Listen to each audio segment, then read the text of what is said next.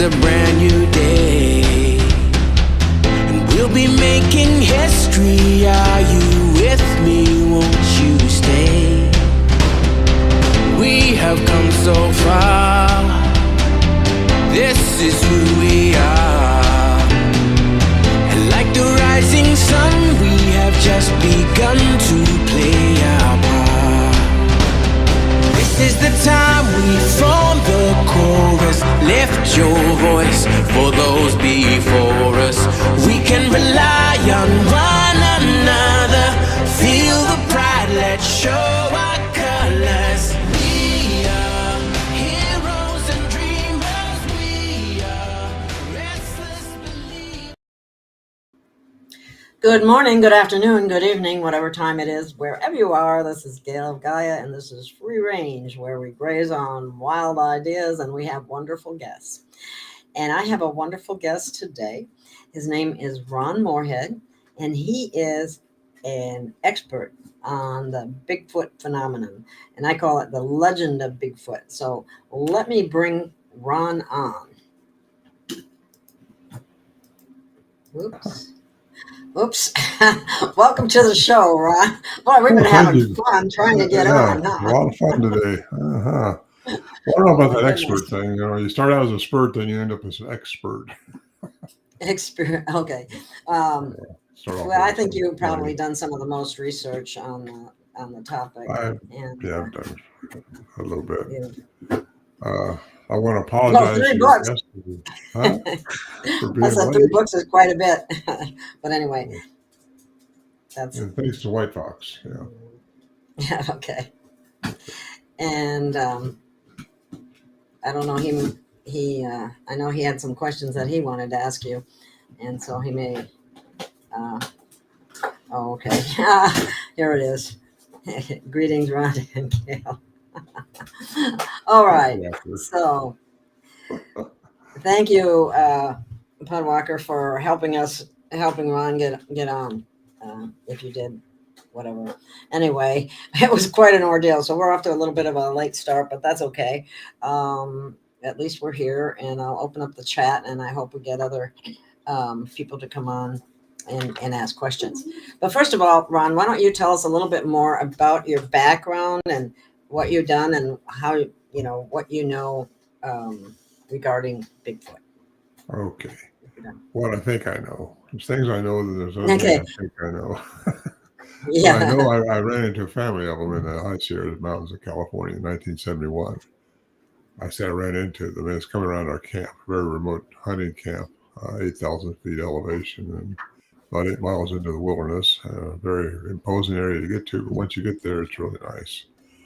But one of the guys, when it first started off, there was 5 of them, 5 hunters. I wasn't a hunter at the time, but one of the guys got scared off after he went up there when the Johnson brothers, who had been visiting the camp since 1958, came out with a story that says there's some kind of a monster up there that was making some noises around the camp at night. And they all went back up, all 5 of them, and to see what was going on. And one of the guys heard these sounds, and they just freaked out. He freaked out. They all had high-powered guns, a hunting camp, so they was ready to shoot their way out of this little makeshift shelter that they had up there, which is a group of trees that grows in a circle, deadfall leaned up against a cable that wrapped around them.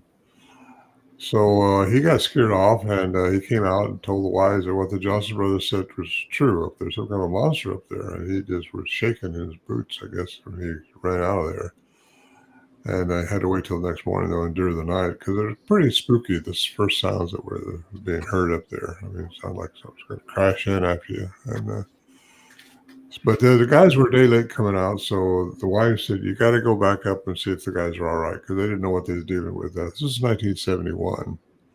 Wow. And, yeah, a long time ago. And so he said, well, I am going back up there by myself. I was friends with them all. He said, if you'll come with me, he says, I'll go back and we'll check it out. So I went back with him. And sure enough, the guys were ready to come out. They had spent an extra day there. And it was quite an imposing trip, which we had to walk in at that time. I didn't have a horse at that time. But I got a horse that winter, I'll tell you that, because it's a whole lot easier to get a horse than walking in. I'll bring it over here. I got the shade working over there.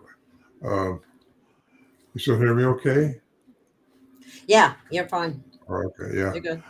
Anyway, that started my adventure. I seen the tracks that things had left, and there was a group of them in there in the shelter that night. A group of guys, but there was also a group of these creatures outside, and that made the sounds. And anyway, we all came out. I started going back as often as I could. That got me involved with the hunting group. I started hunting that winter or that next year, and started going back as soon as the snow would let us get in because it's pretty snowed in the wintertime there.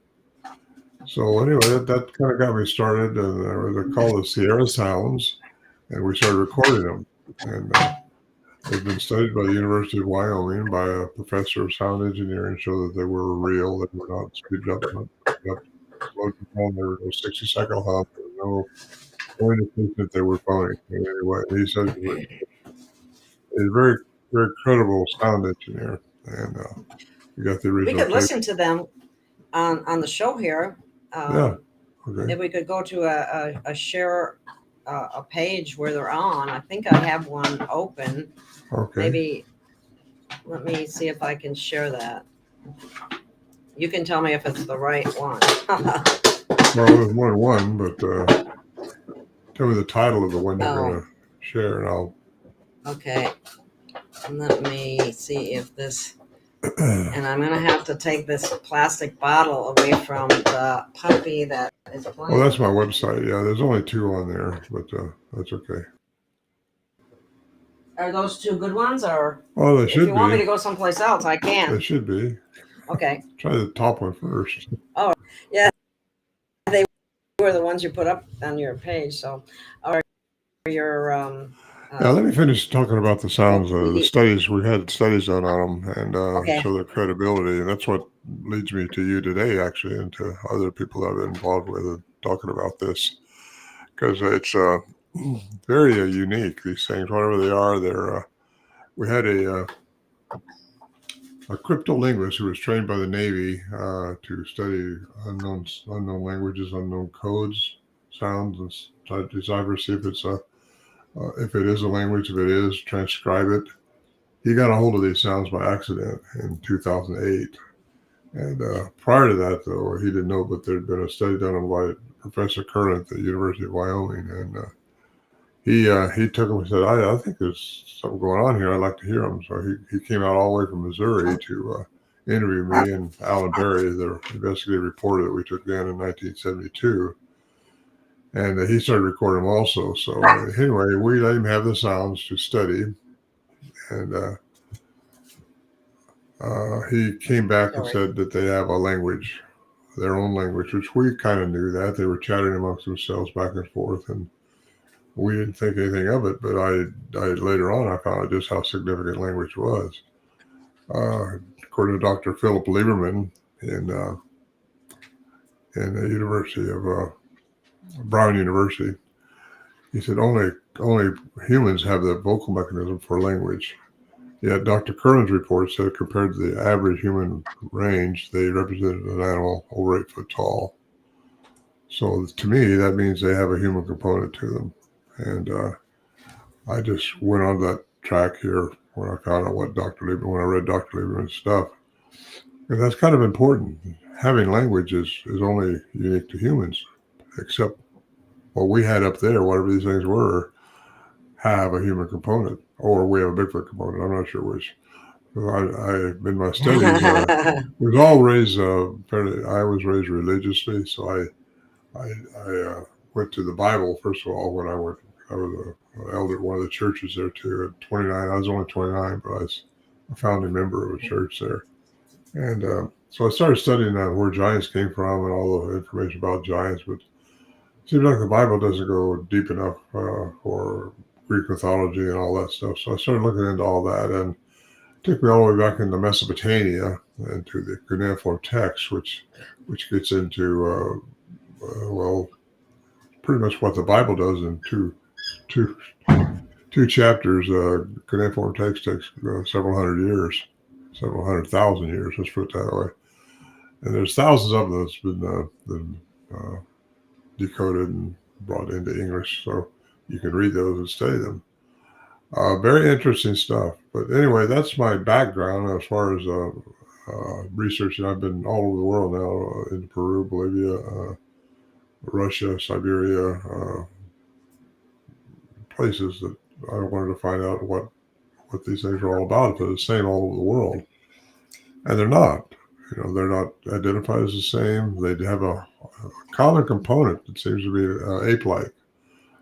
So a lot of people think they are an ape out in the woods. It just hasn't been discovered yet by science, classical science. Anyway, go ahead. I'll just let you ask your question. No, I guess I'm thinking that there must be more to it than that, because don't they? Yeah, I mean, yeah, there's a lot. If they have a human component, that in and of itself brings up a lot of questions as far as, Well, originally, Gail, originally we were looking for the ape in the woods, like researchers, a lot of them are doing today. They can't believe that, because like Dr. Lehman says, there's only humans have that component of language, the ability to speak with cognizant speech. But the cryptolinguists who studied these, trained by the Navy, like I say, 2-time graduate of the Foreign Language Institute in Monterey, California, for the military. And he's had his career in the military doing just this, trying to see. Studying languages? Yeah, studying languages, unknown languages. And he's a 2-time graduate of that school. I had him vetted well, because you don't let anybody just take over this stuff and tell you what it is unless they got credibility. And he had a lot of credibility. So anyway, he came back and said, by the human definition of language, these things have a language. That means sapiens sentence, like we're talking now. You can see something and connects to the hyoid bone, which connects to the nervous system, to the tongue, and into the brain, which allows me to see you and say something about it right now. And that's called the human component morphine stream of words. And I say the Bible is corrupted by man. Oh, I see that. Yeah. I'll read that.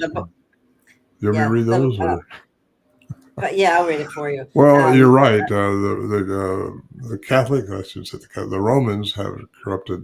Depends on who's interpreting the cuneiform, because it's the oldest language known to man was cuneiform, whatever you want to call it. And but depends on. It's all about control and power. Who wants the power? Money, control, and power. Yeah, control the masses. And it started off pretty much with Constantine in 326, and the Nicene Creed. He got a group together and said, "We got to have one religion here, so everybody will fall together." So they got to have that. So there's where the Roman Catholics started. It's all been corrupted now on and on through interpretations, but it's still good. It's good. There's some good nuggets in the Bible. Don't get me wrong. I don't have anything against it. It's just not complete, and it has been corrupted. That's exactly what Pudwacker was saying on that. The Bible's corrupted by man. There are many pieces of the puzzle, but the Bible has some pieces, but not all the pieces. That's right. So that's where that. And then he also added this comment: there are many sentient beings in this world, many that people can't fathom. Yeah, it's true. But sentient isn't the same as human. We're sentient. We are. There's not like dolphins, whales. All animals have a way of communicating, but nothing, as far as Dr. Lehman says, has the ability to communicate like we're doing now with language, this type of language. But everything has a way of communicating, whether it's pheromones, infrasound, ultrasound, whatever it is. Elephants, large animals, communicate in infrasound, which is below human ability to hear. And you got ultrasound, which is what dogs' whistles are, and you don't hear it, but you whistle and they hear it, because they can hear that frequency. But everything, according to Tesla, according to quantum physics, is energy, frequency, and vibration, everything. So a lot is contingent on the frequency that you're putting out and the frequency that you're able to tune into. So that's what I get into, because I found out that there's a lot going on around here that most people don't see. But you get into quantum physics, you're getting into something that's outside of our three-dimensional density. And that's what we're in, this 3D density. And that's why I was wondering if if he's an interdimensional being, or if he has the ability to change his frequency or his energy so that he can hide. Shall we put Yeah. it that way? Well, they're not all the same. Depends on what made them. Oh, okay. If you get into cuneiform text, you see that God mentioned in the text was never in the singular. It's all in the plural, gods. You hear about all these Yeah. gods in the Greek mythology and all that stuff. So these are the fallen ones, I think, which are mentioned in the Bible. But they're the fallen ones that took 3D density to corrupt the human genome. And that was, but they created giants, and there was a lot of stuff going on. They were called the powerful ones from the sky, and that's what they call them in those days. So really, a lot has happened, and it's hard for a lot of religious folks to get their heads around this. In fact, one time we just won't. They'll cross our arms and walk away because they think of God as somebody up in the sky who watches everything that everybody does, and if you don't do everything right, he's got a special place for you. Better follow those rules, or you're going to go to that place and you're going to burn. You're going to be punished forever. Yeah, so yeah, I always had problems with that as a child. Like, why was that? But you know what? Anyway. This God loves you, but he's going to send you there. Yeah, exactly. I mean, I had issues with that when I was very young. Well, a lot of people do. That's why Christianity is losing its grip on people, because people can't buy some of that stuff. But Christianity in itself is right. I'm a Christian. I believe in what Christ taught. That's what you call a Christian, but it's taking the nature of what Christ is, the Christ consciousness. Because we have an embodiment, we have our physical body, but we also have the ethereal part of us, which is the etherical body, which is the energy, the spirit, what do you want to call it? If you're a religious person, you say when you die, you're going to go to heaven, right? Well, if you're a physicist, you're going to say you just change forms. According to Einstein, energy cannot die. And that's what we're made of. Everything's made of energy, everything. You find the right vibration of that energy, you can change its matter. That's physics. That's quantum physics. Hard for people to get their head around that because it steps out of the three-dimensional environment. It's into other dimensions. You asked me a minute ago if they could change from this form into another dimension. Well, I totally believe some of them can, and they could probably do it through sound and vibration. They can find the right frequency and change their matter into energy. And that has been established by Dr. Paul Dirac in 1933. He won the Nobel Prize for antimatter, which is direct exchange between matter and energy. That was proven by CERN in 2012, when a particle that they shot through that collider, and it turned into energy. You can detect energy, but you can't see it. Most people can't anyway. Some people can see the energy. We all have energy. Our heart sends out all this energy. We have these auras around us that people can see. Some people can see that energy, but that's balancing the energy in you, which gives off a glow or a color or something like that. So you just need to understand how everything. I'm trying to tell you stuff here in an hour and a half that I've been working on for 50 years. to figure this out, but I got into quantum physics about 15 years ago, I suppose, maybe 20, and I started wondering if that had anything to do with the enigmas associated with the camp up there, because at that camp we found a lot of things just wasn't making sense, and not classical sense in the scientific way. Alan Berry, the guy we took in 1972, who went up there specifically to debunk it. We didn't know that at the time, but he had a master's degree in science. And he was a very intelligent guy, he was checking everything to see. And anyway, he couldn't find anything wrong. Other than the tracks, he couldn't figure out how they could leave tracks and not leave something else, because we're way back in the middle of nowhere. And a man named David Paulides did a 15-minute segment on me in a missing Formula One, The Hunted. And I've known him for quite a while, and these conventions that I go to, he speaks also, and talks about missing people in parks and different things, missing people. Well, he wanted to do a segment on me up there on the camp because of its importance and how many strange things have happened up there. Because strange things have happened up there. There's times when we thought our camp was being torn apart. I mentioned this a lot in one of my books, and we thought the cans we had hauled in on mules and the barrels that we'd strapped up and all that was being ripped off and tore around, but looked out there later and nothing had changed. And you see the light anomalies up there too. Strange things. In 2016, when I was up there, David Pilates reproduced this in the film Missing 401 The Hunted. We seen this tube of light just floating through the trees. And, oh, really? Wow. yeah, well, that's when, I mean, so what? You were up there, anything can happen up there. Anything can happen, period. Yeah, really. But we watched this light for a long time. I had a long time, just floated down and went down the canyon out of our sight. What do you do I've with heard of that? other people seeing that. What is that? Well, it's definitely, it's a form of energy. All these light things are a form of energy, I think. Orbs, a lot of people see orbs. We've seen orbs that they are. You saw orbs? Well, we've seen orbs. We see those quite often. No tells where. I've seen them at Joe Hauser's Montana Vortex more than once. He's got them all up, but he's got a vortex up there, which is really unique. You ever get up there? It's in Columbia Falls. It's worth going through and seeing it. And he is actually used to be a wildlife biologist, and he was working for a power company and ran across something out in the woods he couldn't understand, and also heard something he couldn't understand. That's when he contacted us, because he got hooked on Bigfoot, and he's been, so that's why he bought the one vortex to try to study it, because there's more going on than just what meets our three-dimensional eyes. We only see within light's frequency, which is 420 to 770 terahertz. That's the frequency. Everything has a frequency. Everything has a frequency. Everything. You, me, the part of our body does. If you find the frequency of anything, you can change its matter if you can get on the same frequency. And that's Einstein says that. I'm quoting some physicists today. Tesla I like a lot. You got Edgar Mitchell, who said it takes quantum science and classical science together to have clear perception.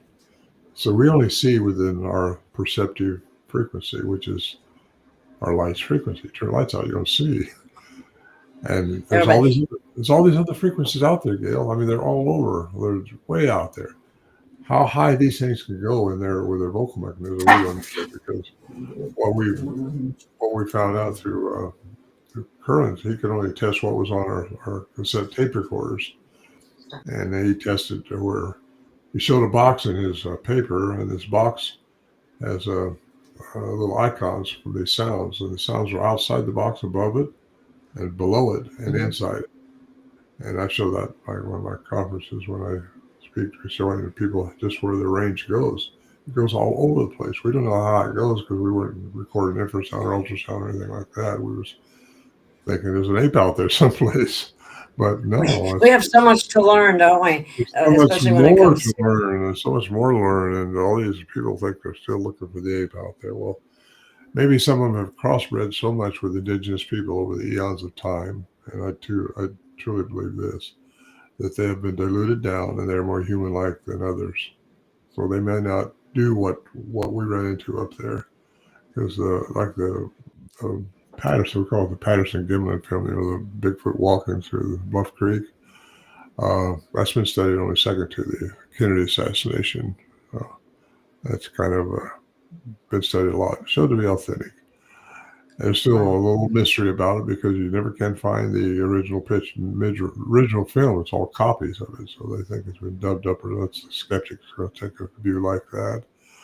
But our tracks are different. They're splayed, they're wide, and they're a lot bigger than Patty. They call her Patty. It's the female that was walking through Bluff Creek on film. Have you seen that? Wow. Well, no, I haven't.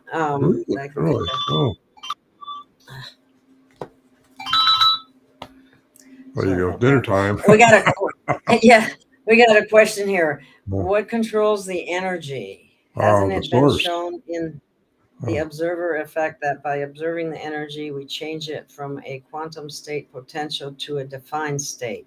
Well, you change it from a wave to a particle. That's what makes our density, as we can see. And once a wave hits something, your eyeballs are going to make it change from a wave to a particle.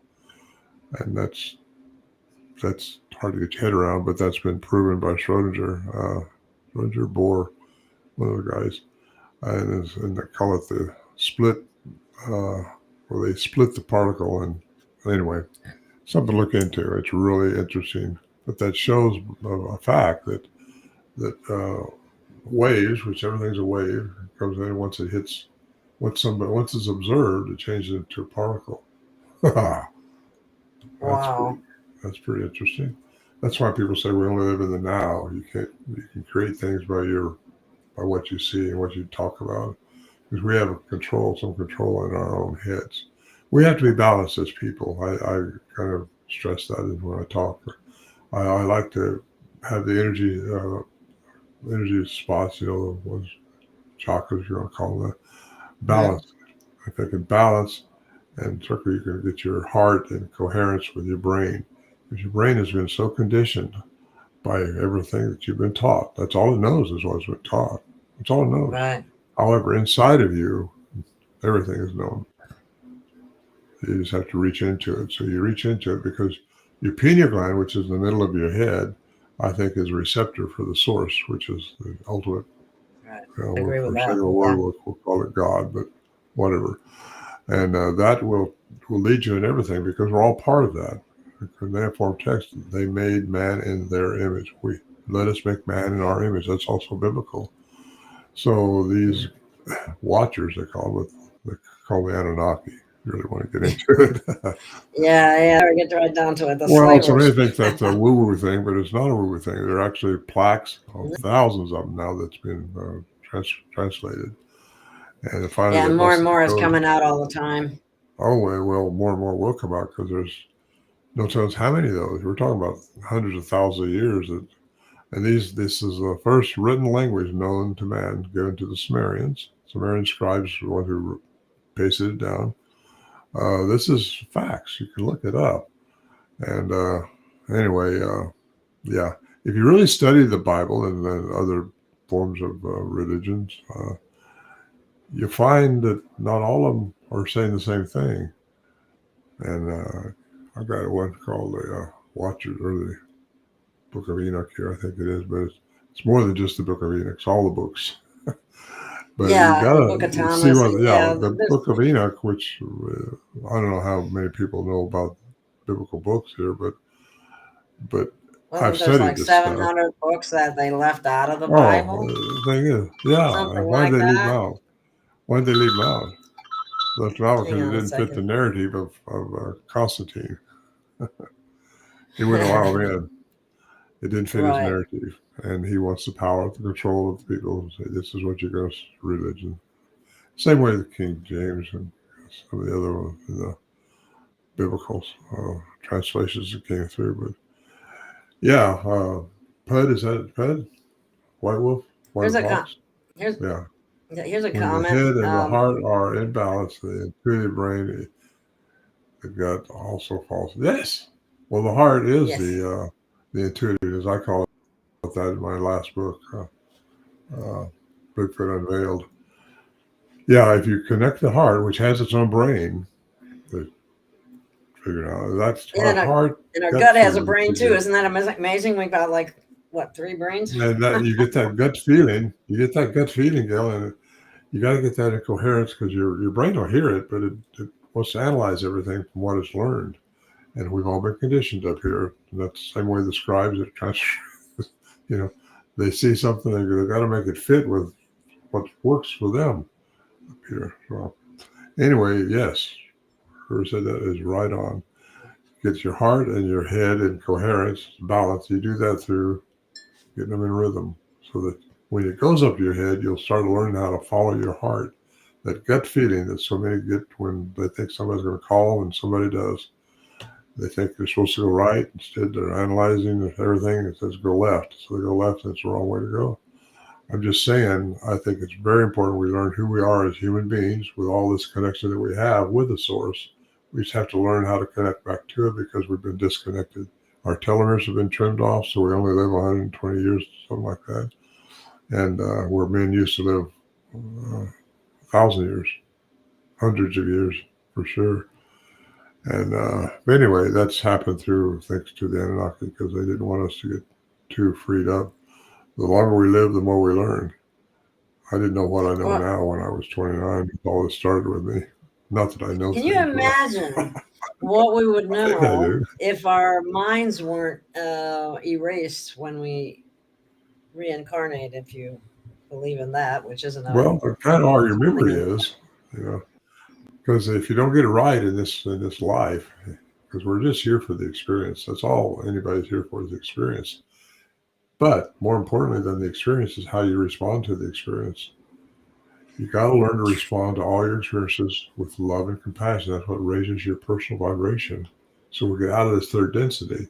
You're never going to get out free from this third density if you don't learn love and compassion with all. Don't be a victim of anything, and learn that, and that will raise your personal vibration to a higher level, to a better level, I should say that, so you can get into a different density. So when you die, you won't have to come back, because people are going to reincarnate until they learn, and we've still got a long thing to learn.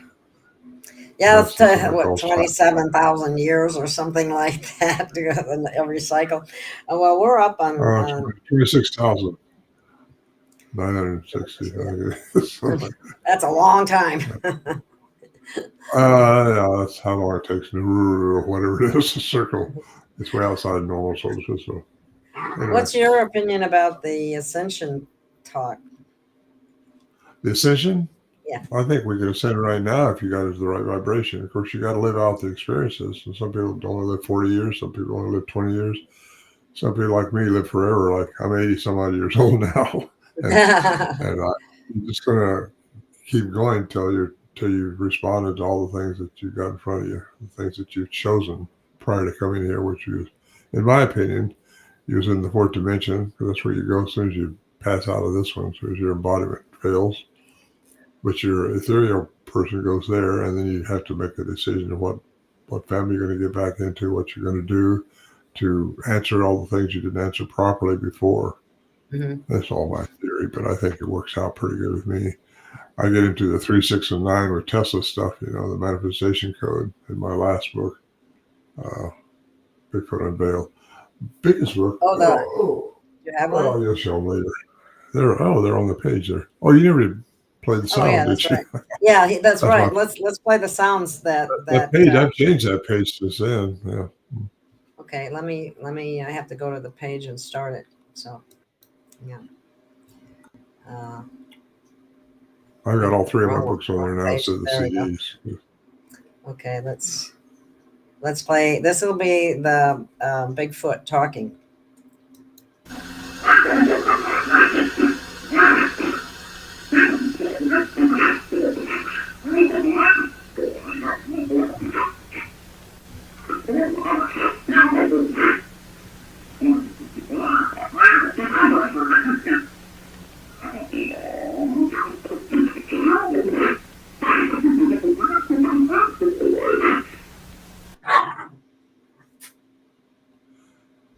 Yeah, there are 2 of them there. Yeah, let's do this one too. Let's do it.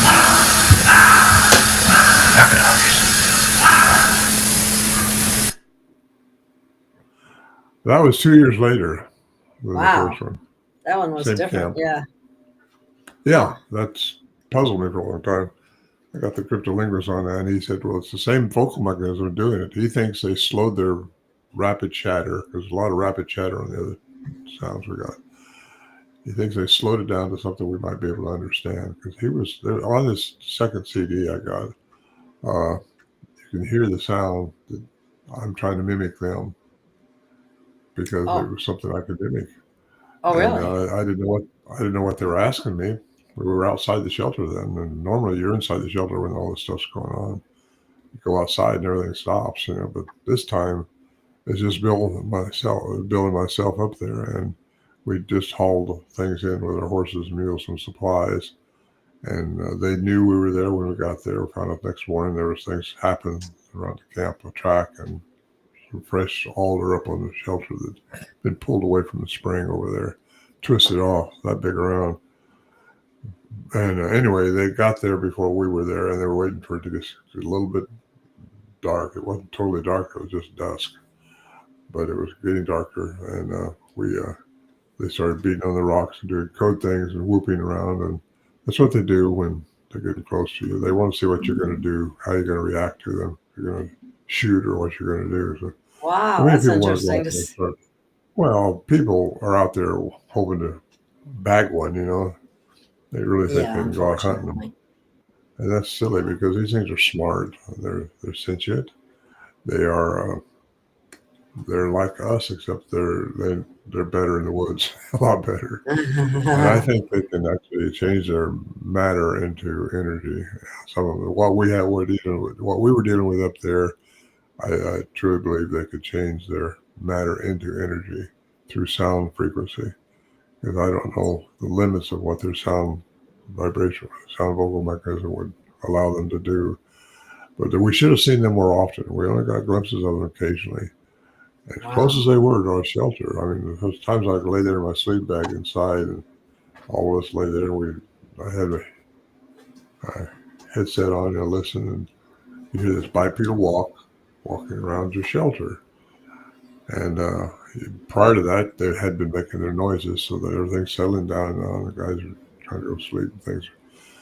But so you see a moonlight through the cracks of the shelter, but nothing ever breaks that moonlight. That's always puzzled me. I should see that out there because I hear it out there. And a lot of times you hear things up there that don't make sense too.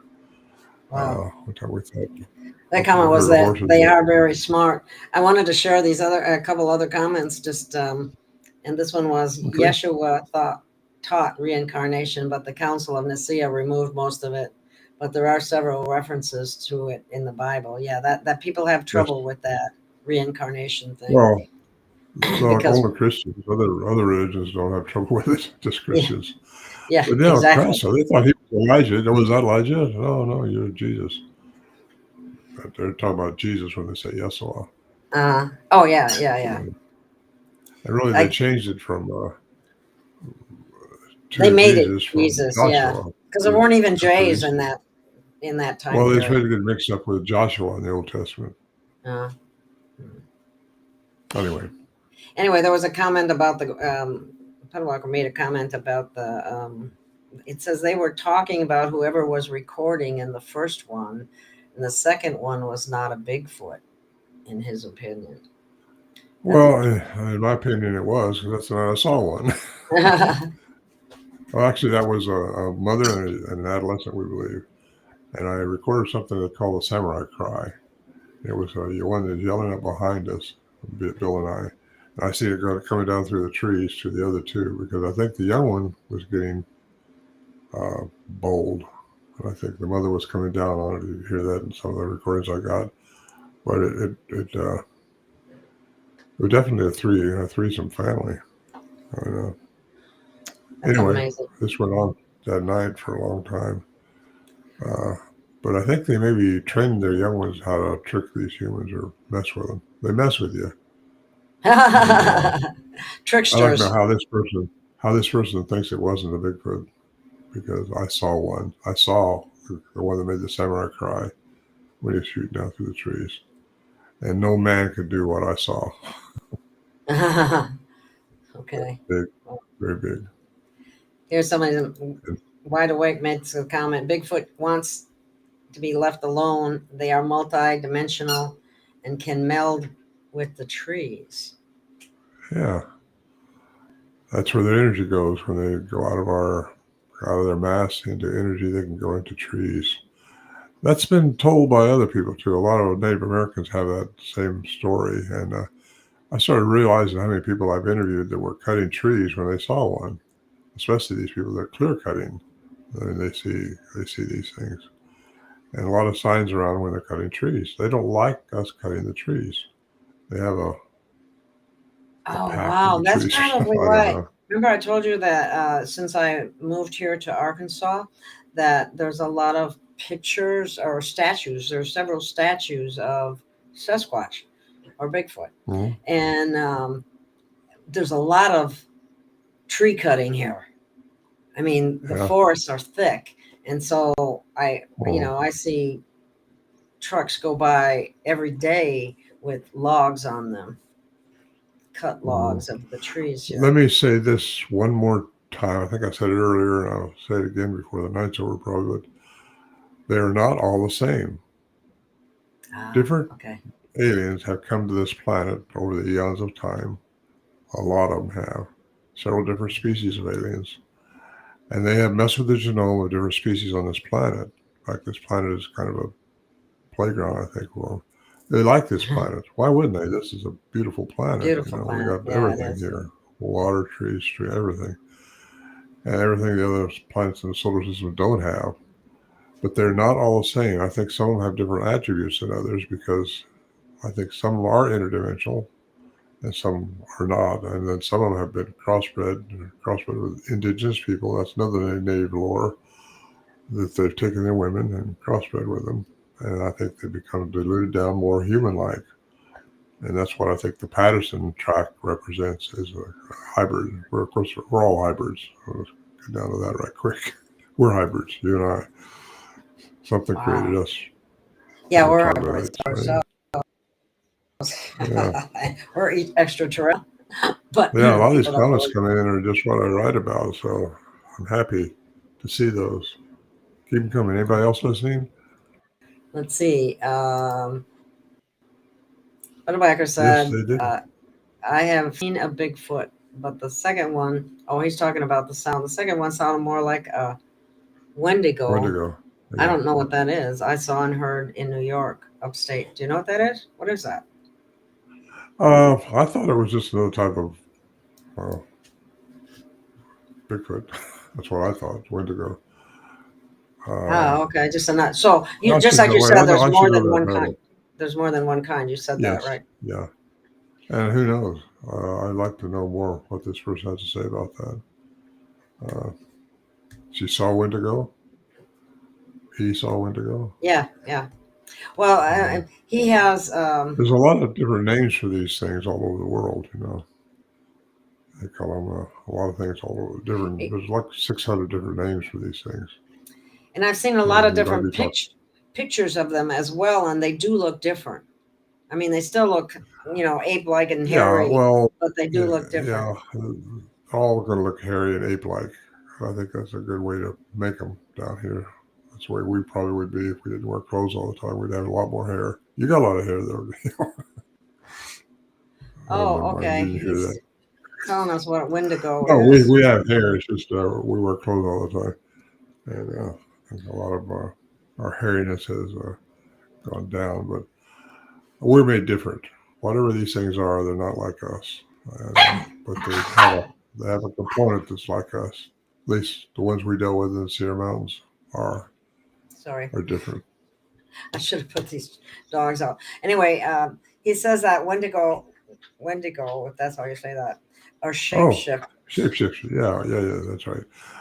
We're shapeshifters if you want to find the right frequency. Yeah. There you go. How do you think of that one? Find the frequency of anything, you can change its matter. Einstein. Yeah. Had matter, and that's established. It's just that here's somebody saying, how do you find the frequency of anything? Sasquatch are in a different dimension, correct? Well, what do you call them? Sasquatches are in a different dimension, correct? I'll tell you, I'll read it when I put it up there, and then it's easier that way. So is that, you want to respond to that? Sasquatches are in a different dimension, correct? Some of them can be. Once they change out of their wherever they're at, which I think is in the fourth, probably the fifth dimension, frequency, vibrational frequency. But they have to lower their density down to the third to be seen and to be active. So that's what's happened to these ones that are being seen, is they are working in our third dimensional density. When they go out of it, they're changing their frequency and they're reaching a different vibration to change their matter into energy. You want to read that? New England Dirt Roadie says, in the summer of 2019, I heard the Sierra sounds coming from the woods just a couple dozen yards away in northern Vermont. Sounded like it was mocking and insulting me while I was riding my bicycles. Huh. Well, there you are. The Sierra sounds is what people call it the samurai chatter, where they're chattering, not a yell or a scream, but the chattering back and forth real rapidly. That's what we were recording up there, except for the ones in 74, which was that second one there. Which, by the way, that second one, the little baby talking to his mother, that's what it was. Uh-huh. The 9-inch track up there, we Oh, found okay. the smell of 8-inch track, 18-inch track. And then we think of the mother and a adolescent. But Oh, okay. that we've heard other times, but this is a recording that I had that I didn't even know I had. That I stuck on the second CD because it shows them trying to. It sounds like they're trying to discipline a young one.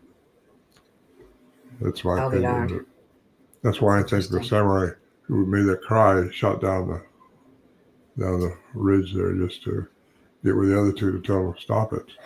Knock it off before Junior goes up there and makes an ass out of himself. But they do mess with you. Okay. They torture you because we think we're smarter than them, and we do, but we're not. We're not. Yeah. They got more. We may They're have very more smart. savvy about how computers work or something like that, but I don't know. They know what you're doing before you do it. It's like they understand time differently. Because once you step out of our third density, you don't experience time like we're experiencing it now. Everything's in the now. There's no such thing as yesterday. It's all part of just a memory that you got. Your conditions made from that. Tomorrow you don't know because you haven't seen it yet. So all you have is now. We're in linear time in the third density. And this linear time is the way it goes. You get out in space, time is different. And that's been established now by the astronauts. By the way, anybody see those astronauts float down tonight? I did. I seen them splash down. I should have been on your program, but I was an hour off. They did splash down. They're all back now. Well, the two that were missing for 10 months. Oh. Well, and Anyway. another comment here is there are a lot of beings in nature besides Bigfoot. Probably like maybe fairies. Well, there's Dogman too. And, Oh yeah, there's a fairies. Mothman There's too, the isn't there? little people. There's little people. I've not Hobbits. witnessed anything of those, but I've heard about them. I'm pretty sure the Dogman exists back here in Tennessee and Kentucky and those places. I'm in North Carolina, and I've made a trip down to Land Between the Lakes. It's LBL, they call it, where I was taken in by a retired deputy and another retired professional man to witness a dogman. Because I was on the West Coast all these years. I didn't know, I hadn't heard that much about dogman, but they've seen a lot down here. In fact, they're supposed to be pretty aggressive. So I've heard the ones up in Canada, just north of Vermont up there, are not aggressive. They are friendly. But they have a dog head, and they walk on two legs, or they get down on all fours, either way. But this deputy who took me into Land Between the Lakes, the retired deputy, he has written some books. And he came face to face with one, and it just shook him up a lot. And he's a very credible person, extremely credible. Both of these guys are, and they're my friends. Well, I believe that they've been seen. Sometimes I think these creatures have been manipulated and formed in something like a biolab, a genetic lab of some sort of people like our, I call them the slavers, the Anunnaki that wanted to enslave us and seemed to have done that. But anyway, somebody was asking, when Ron and his friends were hiding in the tree, did the Bigfoot know they were there? They knew We they didn't were hide. there, right? You mean inside the shelter? That's the tree, the group of trees in a circle that we had. There's a cable wrapped around it, and we had deadfall leaning up on it. Then we had cable across the tops like this, and then we had deadfall up there. Then we put plastic over that, and then alder brush over that. That way we get out of the weather if it's raining or snowing or something. And did Bigfoot know they were there? I'm sure he did. I mean, he knew. I think they know everything about you when you're out in the woods. They can tune into your frequency, and they can, I think, know your intent, or they read the auras like a lot of people do. Read your energy. Um, we weren't hiding in the trees. I never have hidden a tree up there. We were in a group of trees, if that's what she means, a shelter. Yeah. The fox people, aka the kids. AKA Kitsune? I've never heard of that. I saw Fae at LBL in Kentucky. Ah, Fae are the fairies, right? Kitsune, I had never, the fox people. I didn't know there interesting. were fox people, Um, actually. Martin Groves, he's got a book out, and he's got a couple books out, but his most recent one you ought to pick up if you're into that. And you've been in the Land Between the Lakes, you would like that. He's a good man. He's a retired deputy that I told you about from the sheriff's department. And better plug his book, because if you're into that, in the Land Between the Lakes, you ought to read that book. He's a very honest guy. And, What's his name again? Martin Groves, Groves. And yeah, a good friend of mine, another one that was with us there is Daryl Denton. They all live back here, and they're just good people. They're honest people, and what you see is what you get. And I like that about anybody. Good. Yeah, really. That's being authentic and having integrity, which is nice and can be hard to find. But as far as sometimes. shapeshifters go, I think they can shapeshift. If it can get out of our third density, they can change energy into something else. If even quantum physics says when you die, your energy leaves. They don't know what it changes into, but it can only change forms. It doesn't die. So that's the ethereal part of you, and that's not going to die. You got to learn what 3D is all about. Because I think if we stay within it, I got a whole chapter on AI too. I think we got to watch for that, because AI. Oh yeah, that's. Yeah. See that screen you have up there is not the one I have on my site now. Because the CDs are only available in downloads now. The books are all hardcover. I got all 3 books up there now. So how long you had that? It's changed, huh? Oh yeah, Okay. I changed that probably a year ago or. Well, let me see. Wouldn't it be? Is it listed here? RonMorehead.com. Yeah. Yeah, that's it. So here they are, right? That's what you're seeing on my website? Wait a minute. You're not seeing the same one here. Let me switch over. Let me stop sharing and share this other page. I guess when you change the page that you're on, you have to, I think it's this one. Yeah. This one shows, there's your latest book is Bigfoot Unveiled, correct? Yes. But those doubles on there shouldn't be showing any of that. I think you're still on the wrong. You just go to another page on the same site. You got to go back and go into ronmorehead.com again. Close out this one, maybe. Okay. And what do you want me to go for? Let me close that out. Stop sharing. Yeah. RonMorehead.com. I thought that was where I was, but let me try it again. Well, it used to be, that was my old one. I don't know how. It shouldn't be up there at all.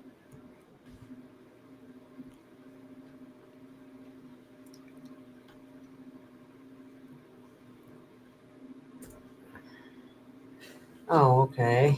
Let me bring this page up. Share. Is that head behind me there? There we go. Now I found you. There, how about this one? Yeah. Is that this one? Right. Yeah. Okay. Yeah, just scroll down a little bit and you'll see the 3 books, I think. Okay. Oh, shoot. I keep going wrong. Huh? Oh, yeah, same hat. Yeah. Okay. And you A little have more. excerpts from chapter 7. Okay, Yeah, here's your other books. 2 CDs shouldn't be there. Oh, okay. I'll have to talk to my guru about that.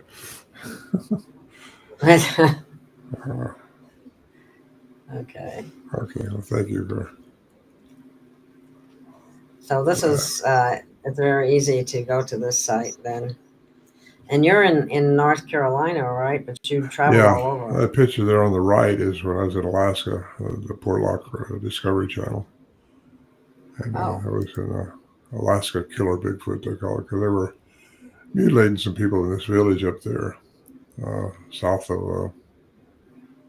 southeast of Homer, Alaska. In this abandoned village. They abandoned it in the late 40s, and because they had killed the Bigfoot-like creature had killed close to 30 people in the village, and they didn't want to go back. Yeah, this in the paper up there, newspaper, and they wanted to re-habituate the village because the fishing was so good, and they wanted to go back. The heirs did, because this all happened in the late 1940s, 50s, in the local newspaper up there. I mean, you can read it. Matter of history. They believe that Bigfoot killed people? They saw it. Yeah, they were mangling people, tearing them off, tearing their arms off. And they saw it happen? So, I mean, there were witnesses to it happening? Yes. Well, I couldn't talk to any of them because it's so long ago. They're all not around anymore. But they abandoned the village. They wanted to re-habituate the village, but a production company went up there to take some of them in for them, actually, to see if they could get a Bigfoot to come out, because they had a guy there with a rifle too, so just in case. But anyway, when I flew over in a helicopter, when they took me in there, I circled it around a little bit, and I see where years ago they timbered it pretty heavily, and they'd fished it, according to the pictures I saw, very heavily. Really fishing a lot, and there's also mining it, and I think probably these things get upset when you destroy the environment like that, when you hurt it, and especially the timbering. And I can only imagine if these guys are out there in the woods and one of these things, they were cutting trees down, they'd probably carry guns up there pretty much all the time because of the bear. But this wasn't a bear. It was a big, tall, well, it said 15 feet, but 12 to 15 feet. That's big. Bears don't get that big, do they? Yeah. Brown bear will. I mean, when they stand up, they could be that much. Yeah, you go to Anchorage International Airport, you'll see some statues. Pretty big. Wow. They swat you and knock your head off, yeah. That's why you hear people carrying bear bells on their shoes or boots, so the bear will hear them coming. If you sneak up on a bear, you can be in a lot of trouble. Don't want to sneak up on them unless you're hunting them. You got it ready for it. But a grizzly he'll spin around and follow you. Even some hunters. Do they eat meat? Yeah, I thought they were more. They do eat people. Oh, that's lovely. Oh, absolutely. They'll eat whatever they want. I thought they were more ate berries and things like that, but they do. They eat berries. They eat berries. That's for sure. But do they eat other game in the woods? Because there aren't always people around to kill. They kill people. You know. But I mean, would they eat like a deer or? Yes. They do. Yeah. Bigfoot for some reason, I just didn't think bears did that. But anyway, okay. They get fat on salmon. Salmon's good for us too, by the way. Yeah, the salmon. But anyway, Portlock, I advised them because they wanted a Bigfoot expert, which again, I don't consider myself an expert. I just know more than most people do about these things because I've been studying them so long. And like I said before, you start out as a spurt, as an expert. Expert, yeah. I think that's funny, but some people that is funny. Somebody else is saying here, I guess you have to be in the right tune to these Bigfoot. Well, anyway, they said it was a Bigfoot-like creature. They called it something else. It's on the Alaska Killer Bigfoot series. It's an 8-part series. I was in 2 episodes of it, I think. But they helicoptered me in there, treated me very nice, and we went out and broadcasted some of my sounds. And I said, you really don't want to broadcast these sounds. I said, it's not been a good thing to happen in the past. I had one guy, he broadcasted my sounds, and one charged him. And Oh, that's where he learned how to wow. walk on water. He learned how to walk on water then. Oh, But wow. you don't know what they're saying. See, the cryptolinguist can't interpret what he can't he can only transcribe. He can't translate until one comes in Oh, and yeah, starts yeah. talking to you and points at a tree and says, "Ooga ooga, that's a tree." You don't know that ooga ooga means tree. You don't know those things. He Yeah. knows quite a bit about what they're doing because he's been listening to these sounds so much now. In fact, he talks in different conventions with me occasionally, and he tells people how he slowed them down like the Navy does, and to try to transcribe something out of it, if there's any mischief in it or anything like that.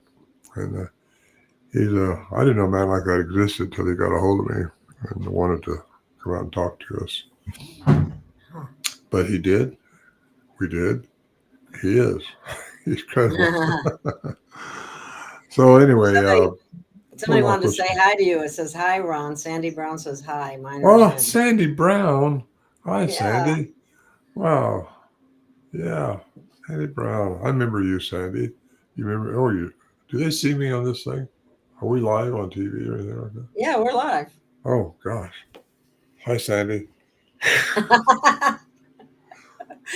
Yes, we're on like 14 different platforms, actually.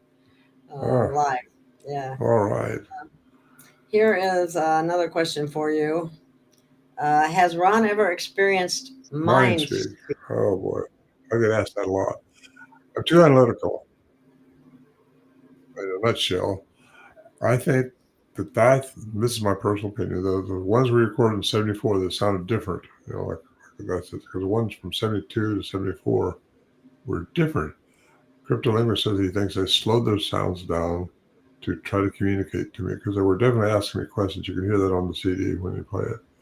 They were asking me something. I didn't know what they were saying, but I was mimicking them. And I think they couldn't mind speak to me because I'm too hard-headed. I analyze everything. And that's the problem we all have. If I'd have known what I know now, I would have done things differently for sure, but I didn't. And they were trying to communicate with me. And I don't know what they were wanting to say. I may never know. I had a lot of people say they know, but how do you know they know? How do you know? I've had so many people tell me different things until they know the context of everything that's going on that night. And only me and Bill know that. Until somebody else knows that, I'm not going to really trust what they have to say.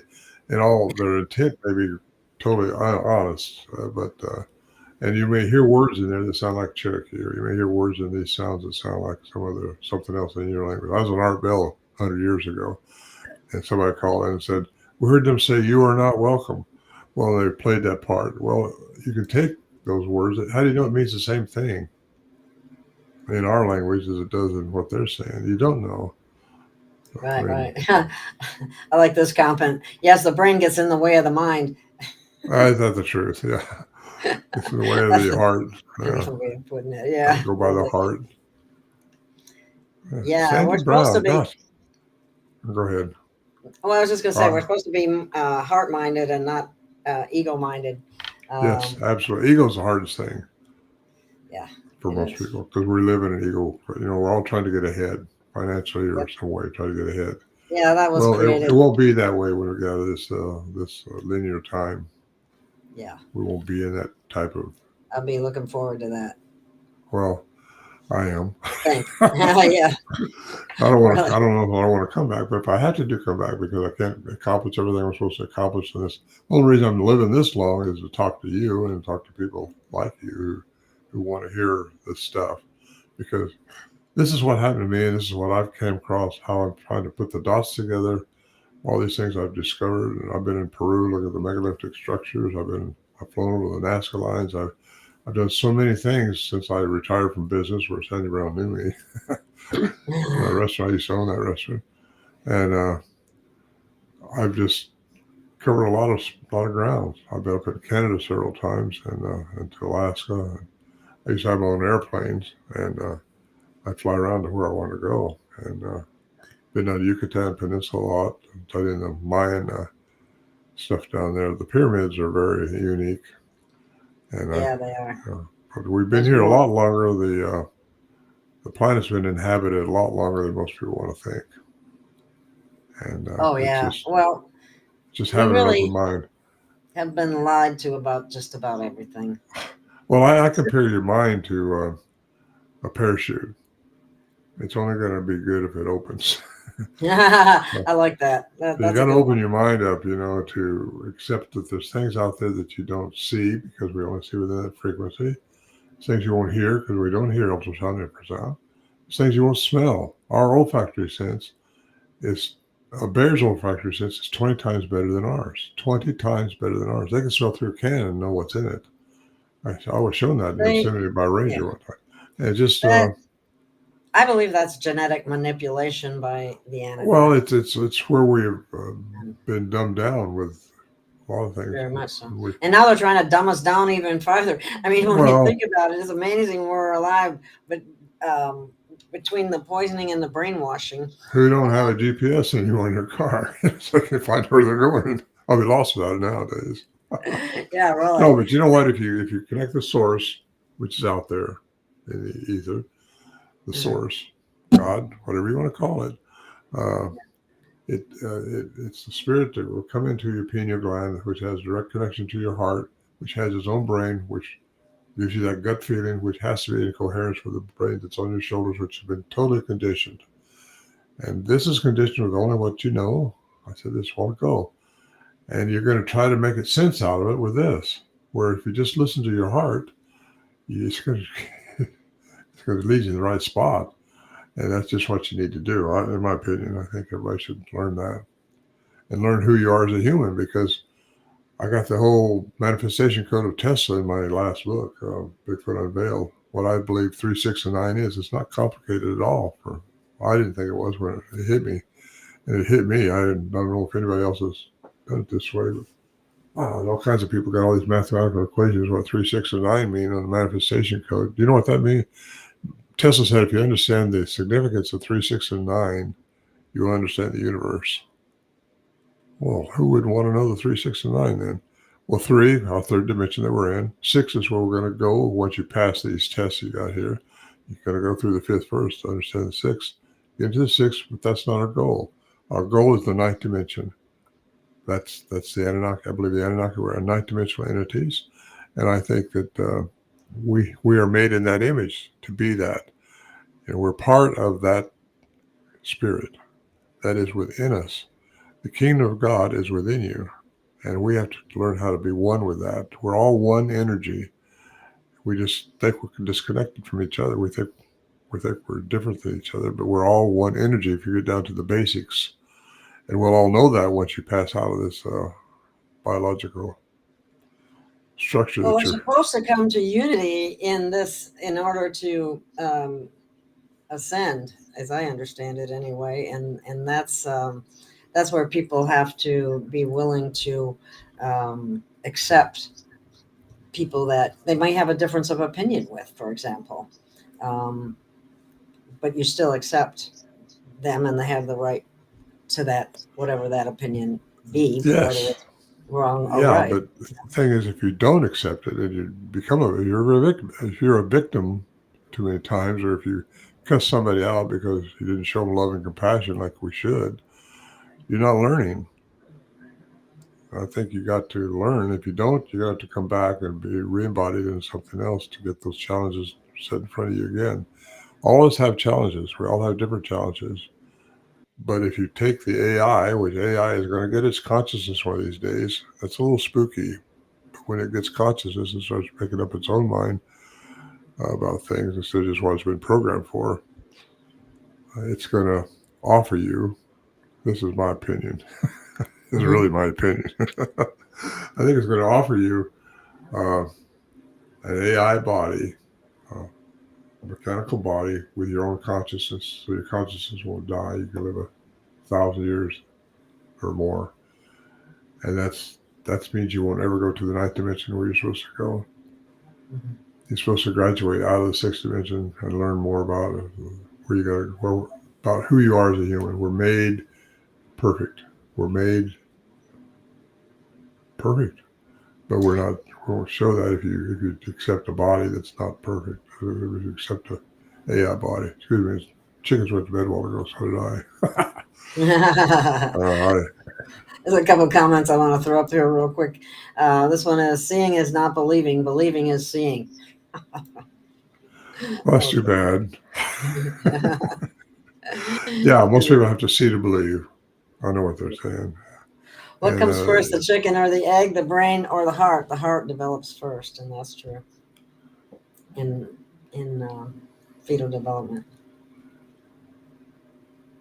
Whatever, I think it's all working inside the womb. It's an inside job, isn't it? Yeah, it's an inside job. That's funny. That was funny. Yeah, and that's where it's so hard for people to make good decisions when all those decisions have been based on lies. And at first now the truth is coming out, so it makes, and it's really a good thing, because people are going to be learning who they really are and who they're really connected to, and what Yeshua or Jesus was teaching was the way. If you read the red letters in the New Testament, you'll be on the right path, because he told you, he told us what to do. And if those haven't, you have to get into Greek interpretation here a little bit, but it's easy to get a Greek interpreter and see what the words are really, and just keep in mind that every translation has been taken out of that cuneiform text. All our translations, all languages, written languages, have a core in that cuneiform text, and that's the Sumerians, and that's the Babylonians. Goes on and on. There was different gods for those. They were following different gods. Why would you say have no other gods before me if there was no other gods? It's because one wanted all the attention. He wanted all the ties brought to him. And why would a god be concerned with that anyway? The source is not concerned with that. Exactly. Exactly. There's, not all Anunnakis are fallen ones. They didn't all take third density attributes. There's probably billions of them out there, and I think they're ninth-dimensional beings that are pretty much looking over the universe. And they don't have to have a body, but they can transfer into a body if they want to. And as far as shape-shifting goes, what ranch is it in Utah that where they saw that shapeshifter? Never mind. I'm one French fry short my Happy Meal right now. I had a long day. I got up really early this morning. I had to go a couple hours trip down someplace, and then I got messed up. I got messed up with the timing on this, and I apologize again for that, Gail. I owe you one. Oh, that's okay. It happens. I've done it myself. Well, I understand. I should have known better. I thought, well, 5 o'clock, I was at 7 o'clock her time. It was 8 o'clock my time, not 6. So 6 o'clock, I was watching the astronauts splash down. 6 o'clock my time. Yeah. That's what I was trying to. I was trying to remember this, and he brought it up. Skinwalker Ranch. There you go. Yes, thank you. Yes, thank you, New England Dirt Roadie. I was trying to think of that too, and I couldn't. It wasn't coming to me. Thank you. There's a book on that place. It's a good, interesting book. Here's another one that about. You want to go ahead if you have more to say about it. Those are gods with a small g, not source. Well, I look at the word God as like a title. It could be assigned to a number of different names, really. Well, I know what they're saying. That's true. The way it's written in most texts is a small g is a god, like the way that you worship. But the Anunnaki were the small g's, but they treated them like they were royalty because they had the powers. They were beings from the sky, the powerful ones. Satan was called the shining one. You get into that, but God is the source, wherever that is. I call it the source because the word God can be assigned to. Yeah, I call it the infinite source of the universe. There you are. That's perfect. Yeah.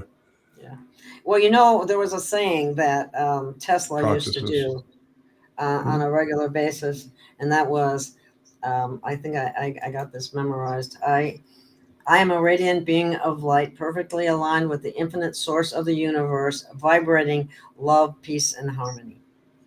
Nice. Yeah. That was Tesla's. That's what I read somewhere. Well, Tesla said, well, one man calls God, no one calls laws of physics, quantum physics. Tesla said that. What one man calls God, another man calls the laws of physics.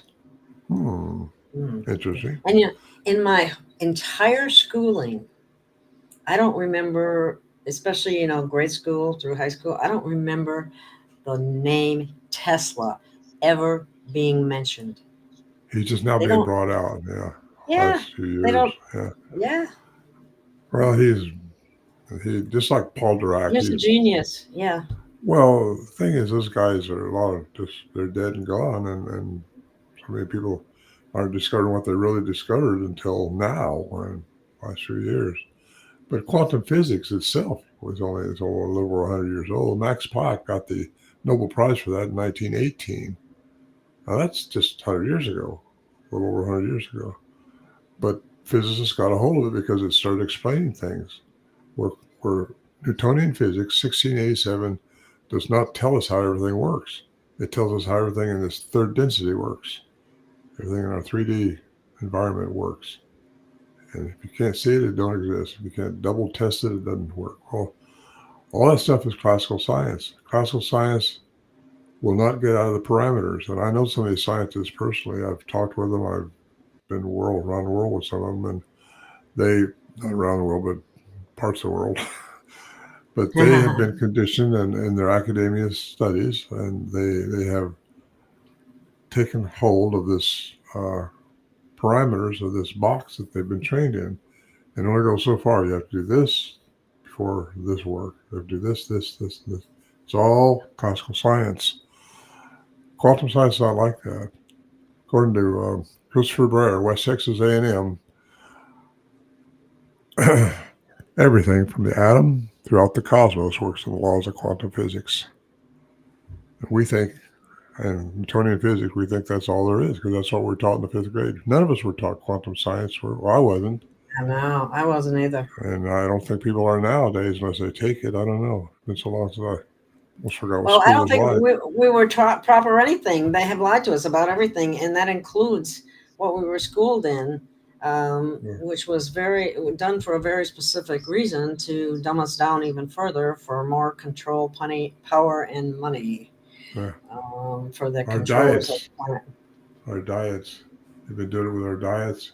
But see, we're a warring species. We're a warring species. Warring. Warring. Yeah. WAR. Yeah. Warring. Not wearing warring. That's very unfortunate. And we want to hurt, things. If you don't understand something, you shoot it, you kill it. Look at the wars going over in the Middle East now. That's a shame. Yeah. What made us that way? How did we get there?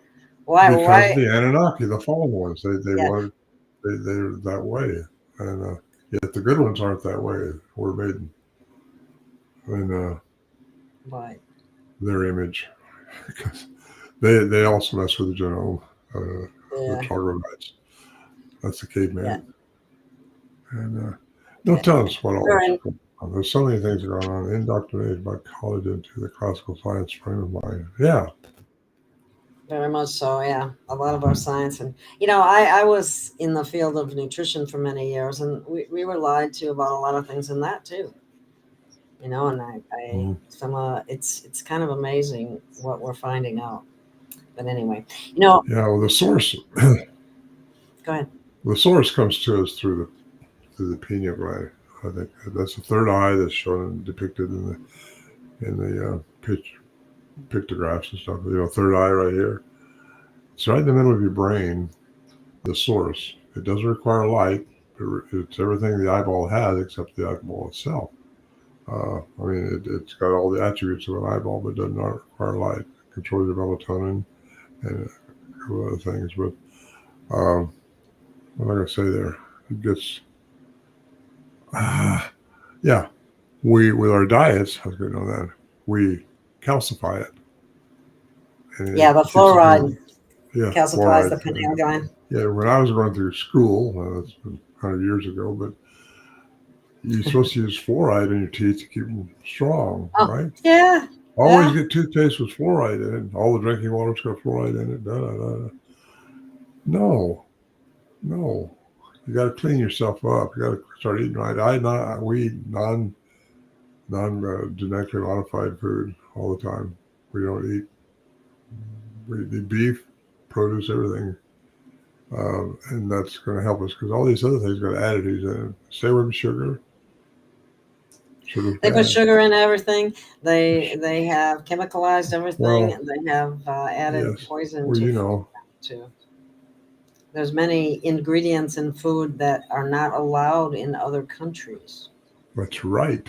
And where they sell American food, they actually have warning signs for the people that buy Good. it. Yeah. And it's things that could hurt their health. But here in America, we eat anything. You know? Remember that commercial? Give it to Mikey; he'll eat anything. Well, the best thing you can do is the price of eggs anymore. You can tell such a difference between eggs that are, I call them peckerborers, because they can eat Oh, bugs. It's definitely. natural. And they're so natural. They're so yellow, and they're so much better tasting and better for you. You buy these eggs at the store, and the shells crack easy, and they're bland. You tell such a difference when you eat one than eat the other. You're going to spend a little more for this stuff, but you're going to get better. You're not going to get sick anymore. I mean, you start Isn't it thinking funny? happy. It's got to be happy. What's happy things? It's hard to do when you see the news every day, you know, but I keep going over here to get out of that slide. I got shine on it. Anyway, Speaking of fluoride, somebody says, Yeah. I remember going to the dentist and receiving fluoride treatments to keep my teeth strong. What a bunch of BS. Yes, yeah. Don't let me, or you wash your mouth out with fluoride mix.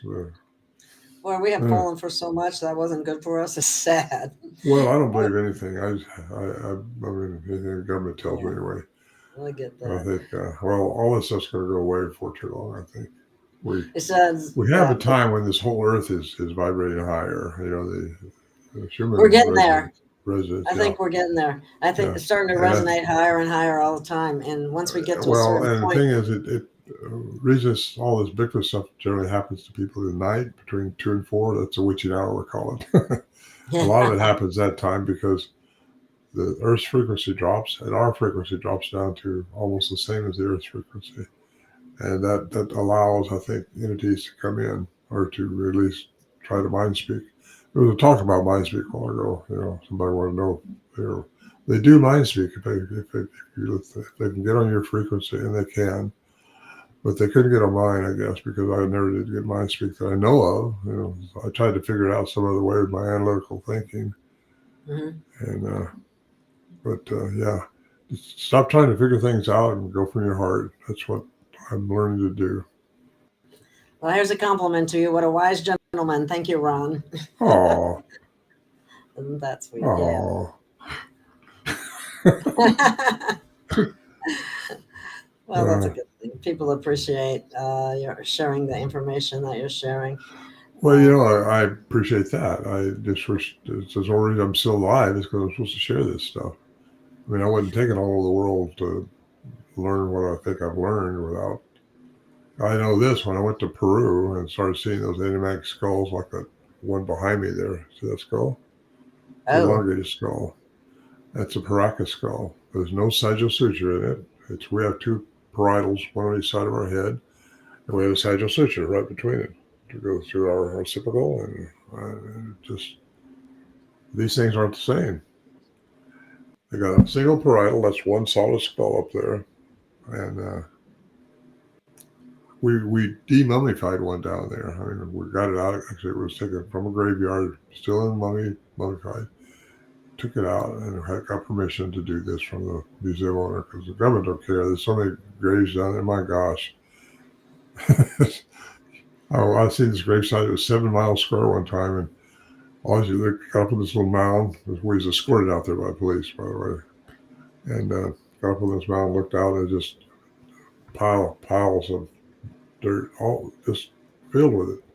You think a backhoe had been out there digging or something, but grave diggers go out there and dig for graves to see if they can find something unique, jewelry or a skull like that. And it's just amazing. The government don't seem to care, or they didn't used to anyway. They could go on your inside like, and like to say, Ron, thank you for all your insights in life experience. It's refreshing to hear someone so upbeat for our future. Well, that's nice. I appreciate you staying around and listening to me. May God bless you. Well, my audience, they came in a little late. A lot of the people that comment and so on. So it's probably because we got started a little late. But I really it's my fault. Well, it's no big deal. We still did it anyway. And who knows? Maybe we can have you come on again if you don't mind at some point in time. Yeah, there's a lot going on. There's so much to talk about. Yeah, there is. Go ahead. It goes on and on. Well, it just goes on and on. I was on Arbel twice. But, so someone can go to your website, ronmorehead.com, and get all the books or the CDs or anything right there, right? Order it right there, yeah. Very simple. The CDs don't come. They're downloadable only now. I don't ship them out anymore. Oh, okay. You got too much. But however, the one they're doing a documentary on me now on the Sierra camp with all the things that went on up there, kind of Skinwalker Ranch with this. Where's my book? I did a documentary on this book right here, Voices of Women. This is my chronicle. Oh. And it's about my story getting in there, and also when I talk about the sound that we're listening to at a certain time, you can download that sound in the back of the book. There's 26 sound bites back there. You can listen to the sound I'm talking about. So it comes with that download. Not to be confused with my website download, but the one that's below it's a longer one to type in, but you can hear the sound when I talk about it and get the context of it that way. That was my first book. And then, I don't know. Should I show my second book? This one. Go ahead. Yeah, go ahead. This is another one. Quantum Bigfoot. This gets into the enigmas. And a little more detail. I had to work hard on this book just to make sure I wasn't. That looked like it. And this one follows it up. This is not for sale. This is my mimic one here, but I don't ship these out from here. They come through Amazon, but they ship directly to you from my website. So that's how you can order them. And you can download those too if you don't want the hard and read it on a pad or something. Here is sending love from Quebec, Canada. Oh, Quebec. Wow, that's nice. Yeah, they got a lot of dogman up there. And here we got sending much love from Kentucky. Oh, Kentucky. I'm going to Kentucky for a convention here in May. Paducah. You got a big convention going on there. Well, Ron, I don't want to keep you too long. I got to go eat and have something to eat. Oh, I go to sleep about now. Oh, really? Okay. Well, you're going to sleep on an empty stomach. I don't know. I'd wake up and want to have some lunchies later on. Well, I appreciate you having me on, Gail. Again, I apologize for the time difference. That's okay. It happens, Well, it's all about experiences. Responding to them properly like you did with me, like I do. That's what's important. We care, And you got to show people you love and care and have compassion for other people. That's the one thing. That's absolutely critical, right? It is. Absolutely critical. Yeah, that's going to raise you up so you don't have to reincarnate. It's going to get you up out of this third density, get you up into the sixth density of understanding, and you will understand when you get there. And we can do that we can do that now if you just learn how to totally connect like Christ did, like the masters do. If you can connect and get totally into that realm, you can do all that stuff that Christ did. He said, whatever I'm doing, you can do. Well, how can that be? Unless you get in the understanding frequency, energy, and vibration. Yeah. Everything is energy vibrating at a frequency. find that frequency, change matter. So our goal is to ascend now if we can, but that's hard. You have to go through this trial of experiences. Right. And there's so much that's going on, and like you've said earlier, it's so important as you see things that are going on that you don't react in a negative way, just observe, more or less, so that you don't overreact, because that's not good either for your energy or vibration. Take everything in the now and treat everything kind and be right with people. Understand them. Okay. That's your dinner alarm. That's your dinner bell. Yeah, I'm gonna have to go. All right. Well, thank you again, Gail. Okay, thank you. We'll talk again. Okay. Take Okay. care. Bye-bye.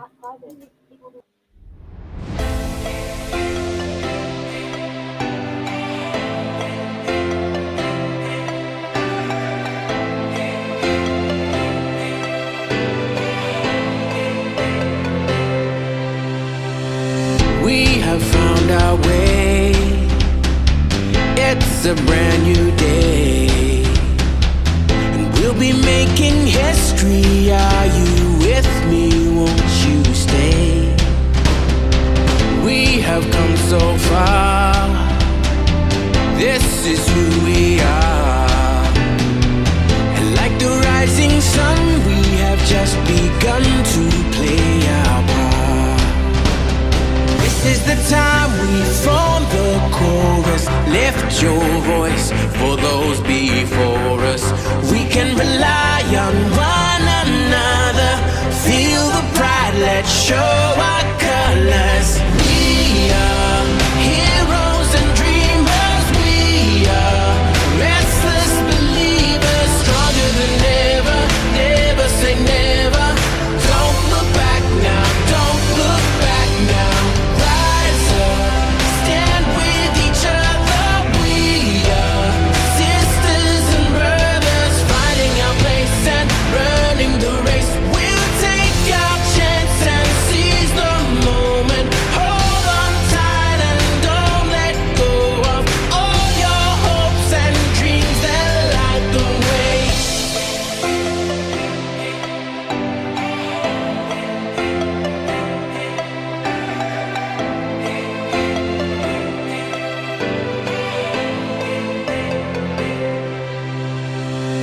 We control our fate.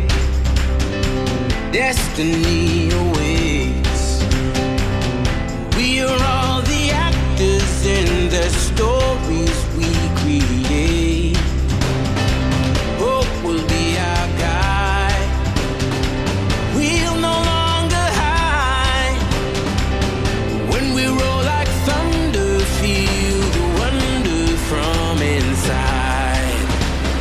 This is the time we form the chorus. Lift your voice for those before us. We can rely on one another. Feel the pride, let's show our colors.